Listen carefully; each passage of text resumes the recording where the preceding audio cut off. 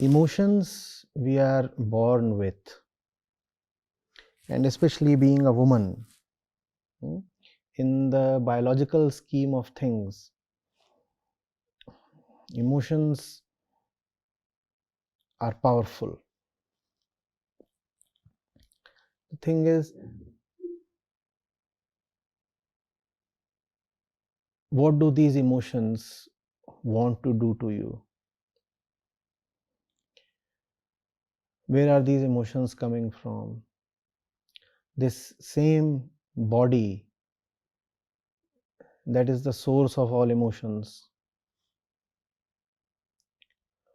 What does it really want?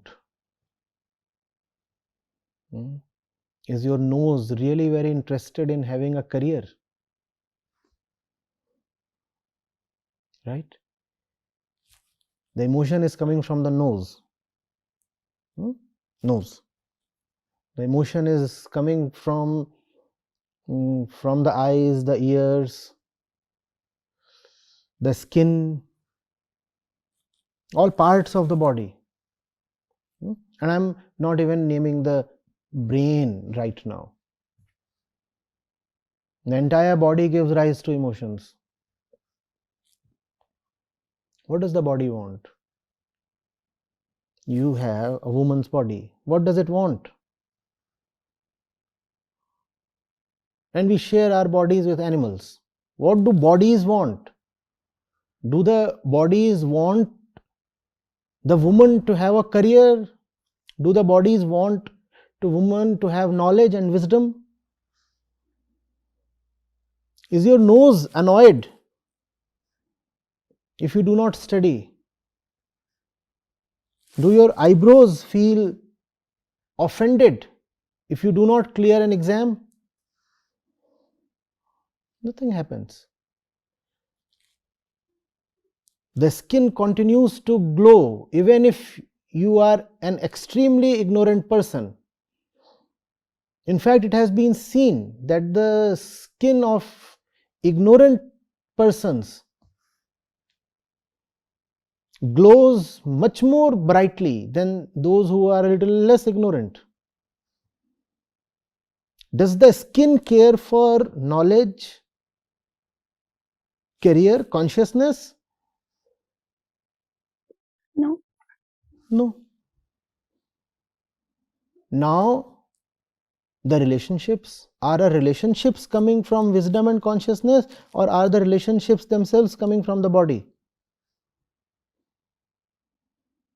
Don't be in a hurry to answer. I just want you to consider it.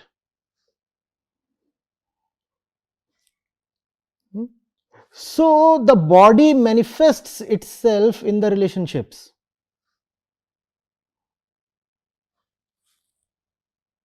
How do we choose friends? We choose the kind of friends that support our mental patterns. We choose friends whose company allows a rush of dopamine to the brain. So you are not choosing friends. It's the body, the brain that is choosing friends. How do we choose partners? We choose partners based on their intellectual depth and spiritual wisdom. We may claim so, it sounds honorable. But the fact is that the body has its own ways. And the first proof is that a woman likes to choose a man and a man likes to choose a woman. If we were looking only for intellect and depth, why would gender be a concern? But the gender is the first thing. So the relationship itself is founded on the body. Now see where we are coming. The relationship is the body.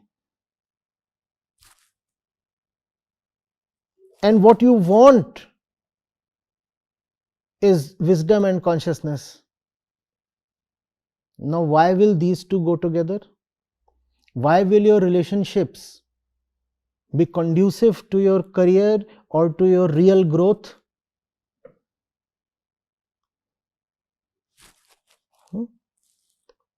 you have an exam tomorrow.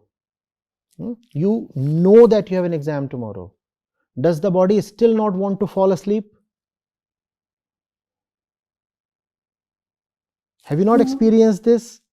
That even if you know that something very important is to be done, yet the body starts acting lazy and sleepy. Have you not experienced this?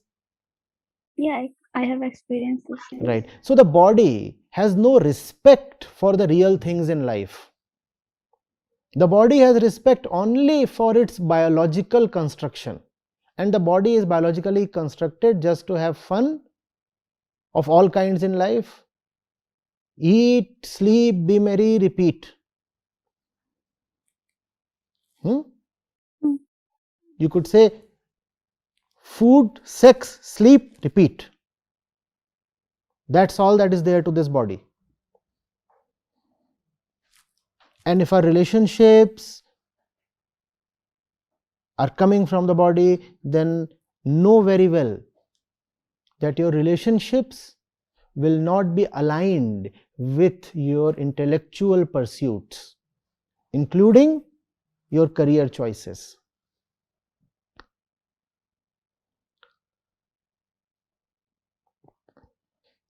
Do you feel I am beating around the bush? Probably I am. Or am I coming to a point? No, you are coming to point. All right.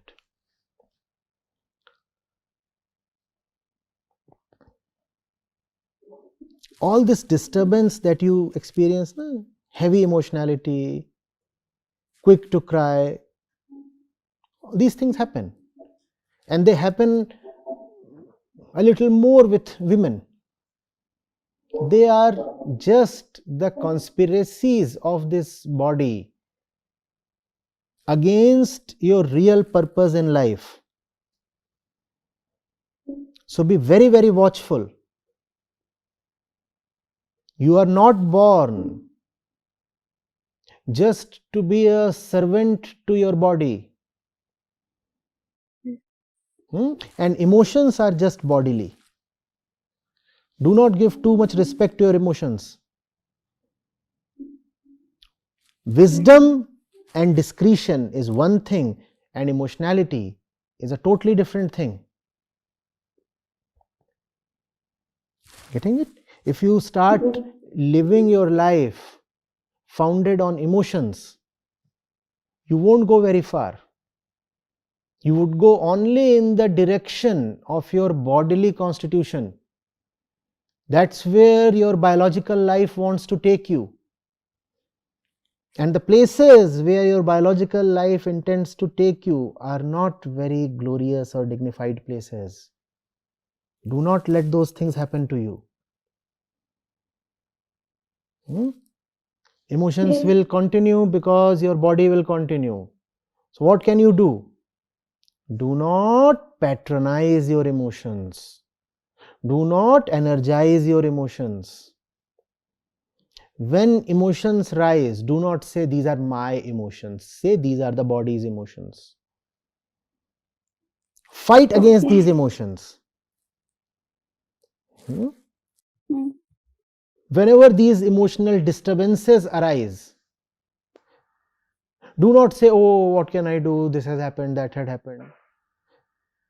Now I am feeling disturbed. Somebody has come and disturbed me. Say, I know where the disturbance is coming from, and I do not want to side with it. Let the disturbance be there. I'll still continue to do what is right. Are you getting it? All your life. Yes. Ignoring our emotions, it's a very difficult thing. Yes, it is difficult, but it's worth it. Yeah. Because if you do not ignore them, they will be all over you. Yeah. And always remember, the emotions are not yours. The emotions belong to the Body.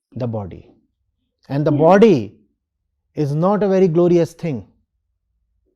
You are a conscious human being.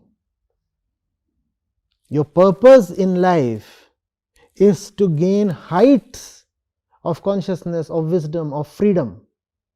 and the body wants no wisdom, no freedom.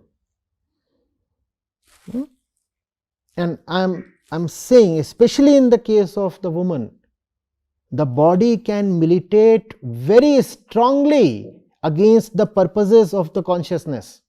So you have to be even more alert. And if you can be alert, the results are worth it. So, means this happen with women only? No, it happens with everybody. It happens with everybody. But the thing is that you look at our societal structure, you look at the way everything is designed to affect a girl child in a way that makes her more body centric, and you look at how Prakriti, physical nature, has chosen the woman as her preferred equipment for her continuation. When you look at the reproductive cycle, it affects the woman far more deeply and for a much longer duration than it affects the man. So, in that sense, the woman has to be more cautious. Both the man and the woman are offsprings of Prakriti. Therefore, they both are vulnerable to the chains of Prakriti. But woman has some additional forces acting against her, right? And therefore she has to be extra cautious. But that also means that her victory tastes sweeter. That also means that when she succeeds, the success means even more. And it's not much important to ask who is at a greater risk. The more relevant question to ask is, would you be all right if you do not achieve your real nature? Maybe the odds are a little more against you, but the inner urge to be liberated is the same in all human beings, irrespective of their gender. So, will you be at peace if you remain a hostage to your body? Tell me. No. So that's the question to ask. Do not ask how easy or difficult is it for me compared to a man. Because the thing is not relative, the thing is not comparative. Maybe it's a bit more difficult for a woman. So what? It's worth it. Yeah. If it's worth it, then we will fight it out.